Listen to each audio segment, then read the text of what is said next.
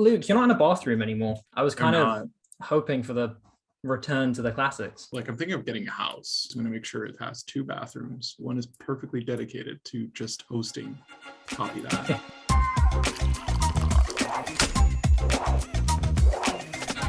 Hello and welcome to the Copy That Show, Season 2, Episode Uno, where we have, I don't know, guys, something feels a little different. This room feels a little bit more cramped. For whatever reason, it feels like that there's somebody in here cramping our style. Like, what's the deal? I think it was, I think Rod got a haircut. I think that's what it is. I don't know who that guy is, but other than that, everything seems pretty normal. I'd like to welcome the 4th official member of the Copy That Show, Alex. Most of you know who Alex is, but if you don't, he's really cool, a good guy, and I have seen his trajectory from, like, you know, baby toddler steps to, like, now, where he's basically, like, completely conquered e-commerce in England, not yet Wales. You're working on that, right? I'm trying to get there. It's too far away. That's the problem. There's too many mountains in that. All I'm going to say is that this hot tub stream, when we eventually do it, which is going to happen when this show is self-sustaining, please donate, patreon.com/thecopythatshow. That is going to happen. It's going to be very, very crowded in there with all the copies of Breakthrough Advertising and 4 Very Naked Men. The more people donate, the more money we have. It's effectively paying for nudes as well as copywriting advice. Should we do NFTs of our nudes? We may as well go the full hog and do something like that. We want to have something that everyone goes, you know what? This is a movement. This is a movement. Yeah, it is. Are there any words you want to say, Alex, about joining the show or who you are for people who don't know you? I run a copywriting Discord server called the Copywriting Collective, which is kind of how Copy That came into existence. It was... take full credit. Well, of course, this is just the payment due. I was eventually going to be on the show. I guess we started up a couple of years ago, free copywriting advice and videos and discussion and shit posting and all that good stuff. I started out as a direct response copywriter, just kind of stumbling my way through life, trying to earn money and taking on like content jobs in the beginning. Then I started to get a knack for it, specifically in e-commerce, so physical products online. And now I do marketing strategy and I head up copywriting teams and I still write copy and it's all very good fun. So I'm very glad to be here. Thank you for inviting me, guys. I hope I can bring at least a different perspective on things, especially from an e-commerce standpoint, because it's something I'm really looking forward to talking more about, because I know that certainly in the Copywriting Collective and sometimes online, physical products sometimes I think get pushed to the side somewhat when we talk about copywriting and direct response particularly. So I'm really excited to get into that and hopefully provide some value to you guys. One thing we didn't do ever in season 1 is provide our credibility reel, like actually describe what kind of copy we're doing. Really, the purpose of this show is to illustrate how one can make money in copywriting from a bunch of different angles and positions and via many means. But why don't we just very quickly, for posterity's sake, all give our credibility reel, and then that way it will be like Noah will like have that sort of like somewhere in the nebulous cloud, or perhaps the edge. It depends on how Sigma he is, and people can refer back to it, especially if they want to follow along chronologically. So I'm Luke. I am the CRO of a tech startup, which is a very fancy title, but what it means is that I'm in charge of marketing and of sales. So my work is kind of like documentation. Like, I manage technical documentation, I manage paid ads, I manage email marketing, I manage content, I manage brand positioning, and I do a lot of operational management as well. I still do copy, like I still do copywriting, but most of my work is very much marketing and operational. Baller. Very nice. In a nutshell, a single sentence, who you are and what you do. I would say I do business development and operational management. Hello. Welcome to Copy That. I am Rod. I think I'm by far the newest copywriter here. I got my start not in copywriting, but in translation, and a year or two now switched over to copywriting, which felt pretty natural because you're doing all the same things just in my native language. So it's like 5 times easier. Right now, I'm still a freelance copywriter and I have way too many hats. I mainly focus on sort of brand identity, brand design and strategy. Even established brands tend to not be able to like very succinctly describe what it is that they do and why people should care. And so I work with restaurant groups and SaaS apps and other sorts of companies like those to hone in on what it is they do why people should care, and then give them a strategy for how to project that identity out through all of their messaging so that they can have better conversion rates. On the side, I do a bunch of political writing. Right now, I'm involved in a couple different local campaigns. I have like a long-standing gig with my city's police oversight commission. Copywriting is really cool to me because it's not just about sales. You really have the ability to change people's perceptions. And I think that in our focusing on like conversions, sometimes we can oversee the extent to which we're able to make people convert on other sorts of things. I'm not on Upwork, so I can't speak to that world, but you're out there hustling and getting clients every day, which we will talk about momentarily. Just to give my quick credibility reel, hi, Sean, the finance daddy MacIntyre. I am a Agora copywriter, editor, publisher, entrepreneur, analyst, and marketing consultant. And so that's my credibility reel. I like that one. I think that was they were definitely the most hats. Well, I need to have as many hats as humanly possible because of how reflective I am. It's very true. Today, topic of the show, very simply, is what are you working on? What sort of copy are you doing? What sorts of questions are you encountering in the wild? I want this to be more of a free-flowing, loose conversation so we can focus the educational content in a more scripted way somewhere else. One of the ways that you grow a business is increasing the number of marketing channels where you can touch people. And I don't mean that in like a Catholic priest way. I mean that there are really only two ways a marketing business grows and makes money. One of them is through acquisition, and the other one is through monetization. We have a monetization funnel beginning to be set up, but how are we reaching people? Right now, it's the Discord, it's YouTube, and it's Twitch. How do we increase our reach? A very simple way to increase a business is just go looking for another marketing channel that you can expand into. The simple one is podcasts. Something I found really useful when working on projects is if there are traffic sources that you can so easily just set yourself up on and don't even have to do much work with, like just do it, just get out there. So one of the brands I work with do dog products, so focus on like dog treats and leads and stuff like that. And they were just doing e-commerce, like their e-commerce store. But two really easy wins that we had were just getting some of their stuff on Amazon and also setting up an Instagram shop. Even without tracking those specifically, which you should always do as best you can, like always be tracking every channel. But without even tracking those, we saw numbers of visitors to the regular store and sales jump up by about 10%. We weren't putting loads of strategy behind it. It was just, there's traffic there that's just sat there. Let's just put something up. So even though that's not a specific strategy of like, this is how you do it, it's just worth saying, always start doing something. If there's something else you can be doing and it's not going to detract focus, then just start doing it. Expanding your channels, I think, has a huge effect on getting a bigger audience. Even if you're not converting people on those channels, just being seen in the places where people actually are makes a huge difference. Taking knowledge from other industries and other sectors and just so many times they also apply to what you're doing, but because no one's talking about it, you wouldn't think to do it. You guys think there's a two-way reluctance, like from both the online people to go offline and from the offline people to go online? Like, is that something you guys see a lot? Because like I kind of see that. Yeah. Actually, I have an example of a campaign that worked really well. If we have a sales letter that works well digitally, what we'll do is we'll print it out, change a few of the words, don't scroll up the page, but rather flip the page back. That kind of change. The call to action now, instead of sending in an order form, has simply become go to this URL. That had a pronounced positive effect. And all it was a really compelling headline, a very compelling image, and then a link to the promo online. It sold like gangbusters.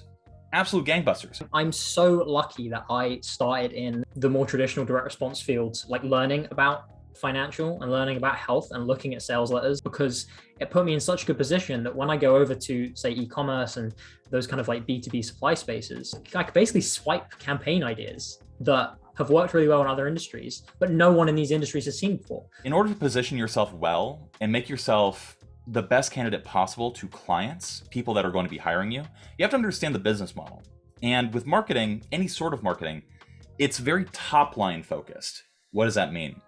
Any business cash flow statement has two sides of a ledger, which is the top line, which is revenue generation, and the bottom line, which is where you subtract all the expenses and liabilities, amortization, depreciation, et cetera, et cetera. Marketing is a top line business. We are focused on expanding the customer base and bringing in more revenue, not so much worried about managing profits from there. Well, every person that you reach costs money. If you can bring in more revenue with the same resources, that allows you to reach more people, to bring in more revenue.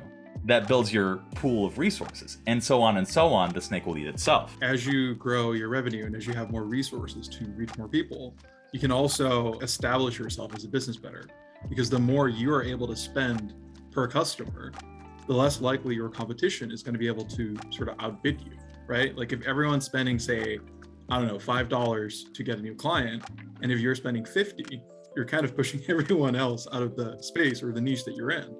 So the more revenue you can get in and the more you earn, the more you can spend, meaning all your competition is going to fail because they're not able to compete with you because you're just spending more money than they are. I agree so much with you there, Luke. And I think that's one of the reasons why time investments can also do a lot of the work there for you if you're starting out and you don't have a lot of money to spend on client acquisition. What you'll discover over the years is that you don't actually want to lower your cost per lead or cost per acquisition.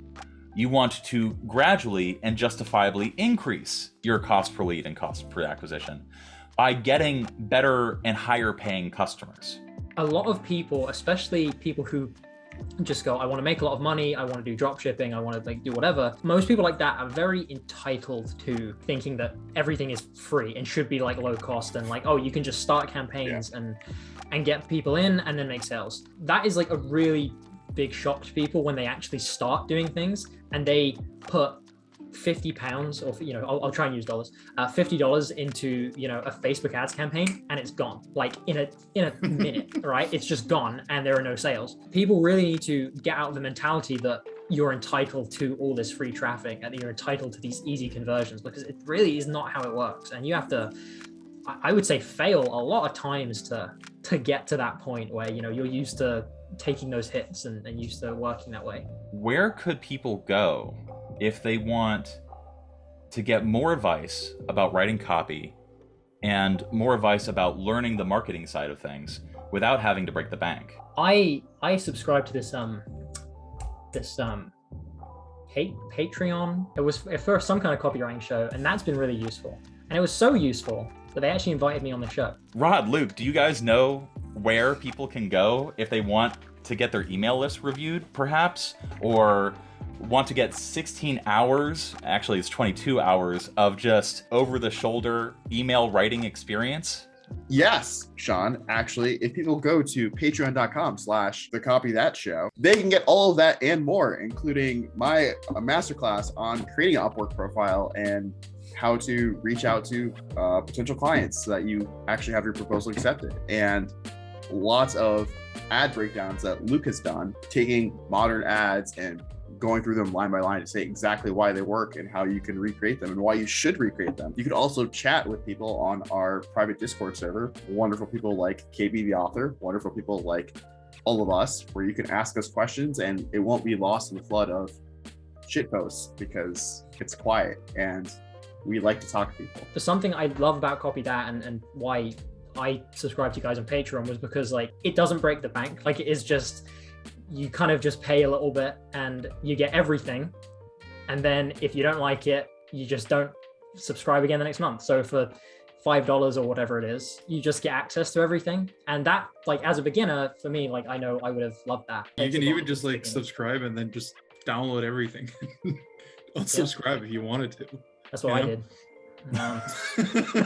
If anybody listening in now has not gone to youtube.com/copythat and watched the season finale of season 1, Rod, Luke, and I talked about our different paths into this business and how we acquired the skills and knowledge that we currently have.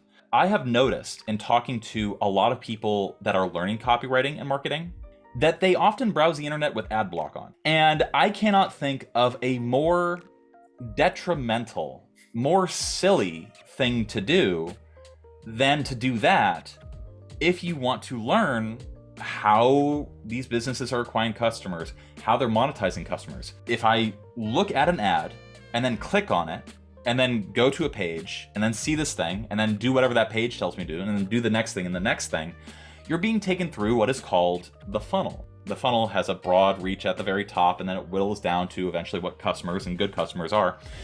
And a lot of people learning copywriting simply don't do that because they're conditioned, as many millennials and younger are, to not click on, to not pay attention to ads. And so if you want to learn marketing, and if you want to learn how to write ads, or even content that's being pushed out into the world, you got to click on it.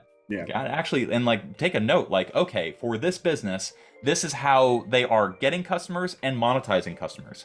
And once you understand and see like a few different types of businesses, you realize that a lot of the models are pretty much the same, especially in the info publishing space. And once you kind of get that model into your head, you all of a sudden have done more work and are more knowledgeable than most of the other entrepreneurs out there that are trying to sell this kind of stuff. Most stores and most strategies are shite. Like, they're not good, right? They are just crap ad to homepage. That, I would say, is probably the majority of e-commerce models, right?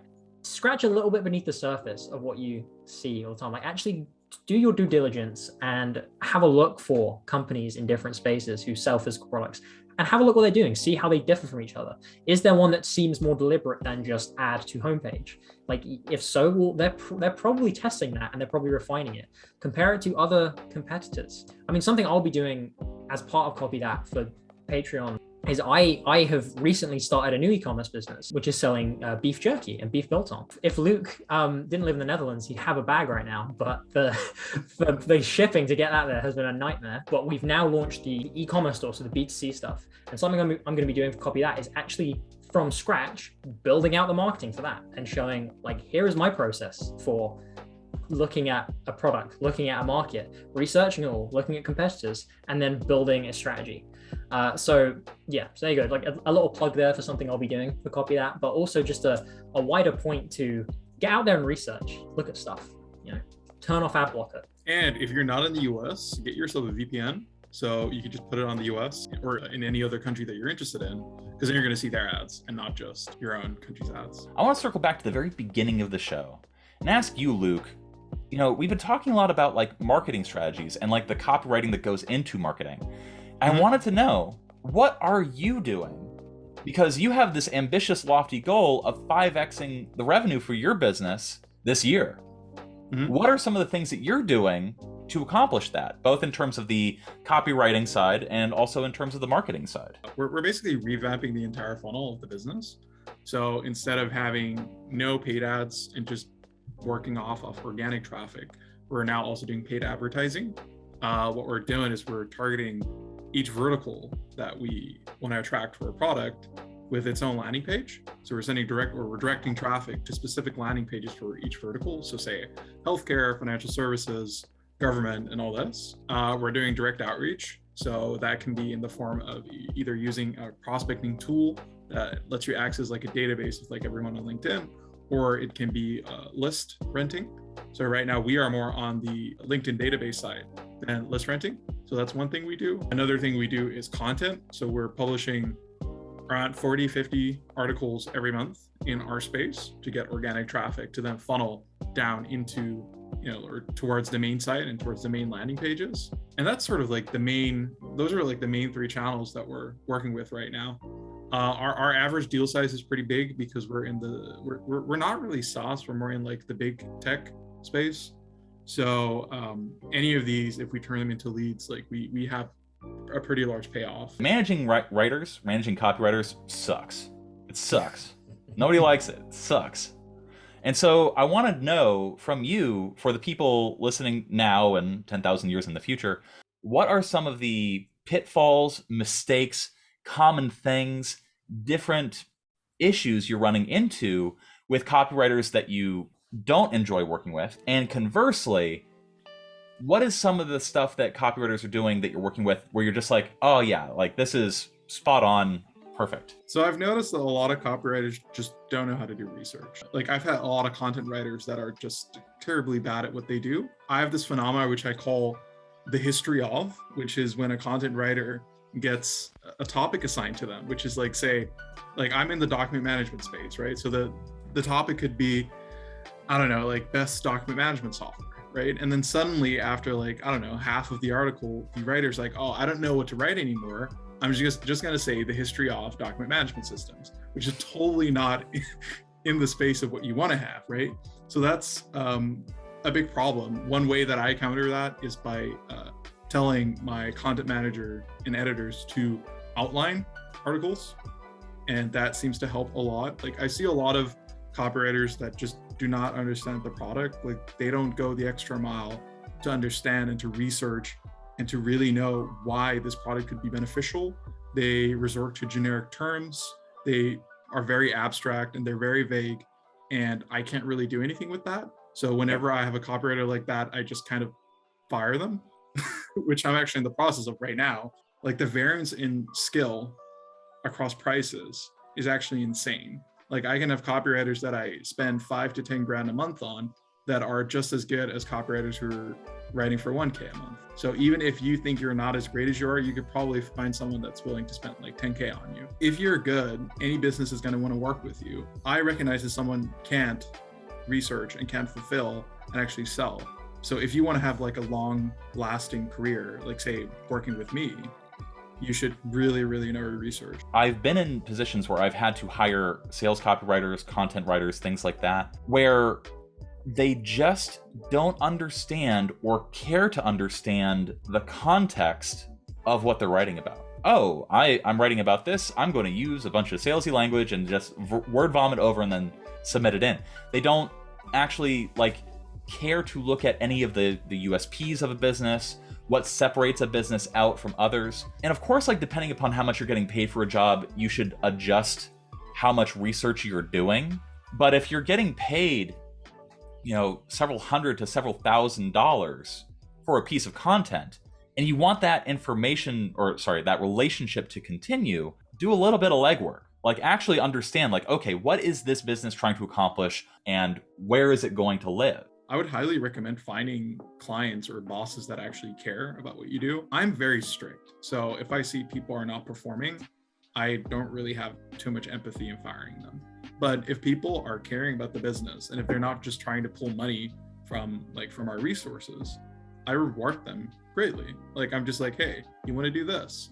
You want to do this as well? Like, do you want to get more responsibilities and sort of grow as the business grows, right? But if you're not doing that, then why should I also put more trust and more faith in you if you don't put it in me, right? Like before even starting a project, you need to set out, right, what are the objectives for me in this project? Like, is it just to earn money and do it as quick as possible? Because if that's the case, then obviously just do it as quick as possible if you have no further interest in deepening your relationship with the client, or if you feel like you're not getting paid enough. Mm-hmm. But if you're setting out with the objective of, I want this to look good in my portfolio, then yeah, put the work in for it. I took on some shitty projects when I was starting out, like some really bad projects that were super low pay that I put way more time in than I should have done. Yeah. I do think part of that for most people is just kind of paying your dues and like just putting some time into it, even though you're not being fairly compensated. As long as you know this isn't just for the money. I'm getting more than the money for this. Like I am getting a portfolio piece for a real product, for a real company, for a real testimonial that I can add to my portfolio. I also think that it's important for people to keep in mind that you're not going to create great portfolio pieces writing for really shitty companies because their stuff's not going to sell. The amount of information and support you're going to have from the company is going to be minimal. And so you're not going to have access to like really great data. And unless you want to like do basically redesign all of their brand identity and all of their assets and whatever, such that you have like the pieces to support whatever tiny piece of content you're making, it's going to be really hard to produce something that's going to like impress future clients on like a huge level. So while I don't think there's anything wrong with, you know, really leaning into a project, even if you're being underpaid for it, I would caution people to be a little selective about which projects you're doing that on. There are loads of ways you can get clients. There is not some like magic portal you can go to just pluck out a client. There are at least 4 or 5 very distinct methods that you can use. There are ways to get good clients beyond just Fiverr. and beyond just Upwork. Upwork is great. I haven't used it personally. I know loads of people who earn full-time salaries on it. So if you can make that work, and Rod has done a brilliant video on making it work, then definitely do that. But do not think you are just limited to job boards and Fiverr and Upwork. There are loads of ways. Like, we probably can't get into all of them now, but I would love to do a full video with Copy That and saying, let's explore every avenue of ways we have known people to get jobs. Like, for example, if you just want to focus on email writing, there's literally nothing stopping you from writing an email for a business that leads to a particular promotion that is currently running, and then reaching out to the person on LinkedIn or reaching out to the direct email of a person who manages the creative for that business and say, hey, I wrote this email, it's free, gratis, you can have it if you want to run it. I would like to write more for you, and if you want to pay me for that, that would be cool too. And it's just a matter of finding small businesses and people that you can sort of track down the marketing director or the marketing person for, and just reaching out to them and just being honest with, like, hey, I'm either trying to build a portfolio or I'm trying to earn my first dollar, and just approach people that way. I know a number of people that have actually landed jobs by cold emailing or cold contacting people that way. I firmly believe that, like, the source of your new business is the work that's already on your desk. And if you don't have any work there, then create portfolio items, like create mock pieces. And once you do get work, like, just like give it your all. Because, like, if you think your clients are bad, well, you can always get new clients. You can always get new people to work for. Just start, like, I know that's so basic, but honestly, like, just start. Don't think that you're going to find the answer tomorrow or next week on exactly how to, like, get clients, right? You can, like, have that fear about, getting rejected or being embarrassed. I did the first times I started doing it, but the most important thing is you just fucking do it, just start it, because then you will realize in a year's time, man, I'm glad that I started back then, because now I'm actually somewhat good at what I do. Thanks, guys. Is that good? Or do what? Yeah, you have to plug everything. Okay, right. Okay, I see. Thank you so much for watching Copy That. I know it's an absolute delight for Sean, Luke, Rod, and I to do this every month. If you've enjoyed this and you are interested in progressing your copywriting career, just learning more about copy, and also sitting through some pretty terrible jokes, then definitely check out the videos on this channel, because I know that we cover a hell of a lot of topics, most of which I would have wished to have had access to when I was starting out. That's like, if I had to bring all of Copy That down to a single point, it's what I wanted to know 3 years ago, 4 years ago. If you're interested in getting access to all the behind the scenes stuff and all the bonus content, if you want to see me build out an e-commerce store's marketing from scratch and show you every step of the process, if you want to get access to all of Rod's amazing Upwork classes, if you want to get updates every week from Luke with his brilliant writing, and if you want to see Sean write and film himself doing hours and hours and hours worth of email lifts and just crazy amounts, then please go to patreon.com/thecopythatshow, maybe. Yes, there we go. Subscribe, because you know what, it's a hell of a lot cheaper than a $497,997 course, and you get access to everything. Have a lovely week. Go get paid. Go get paid more than what you're currently getting paid, so that when you get that money, you have more money. Bye-bye, guys.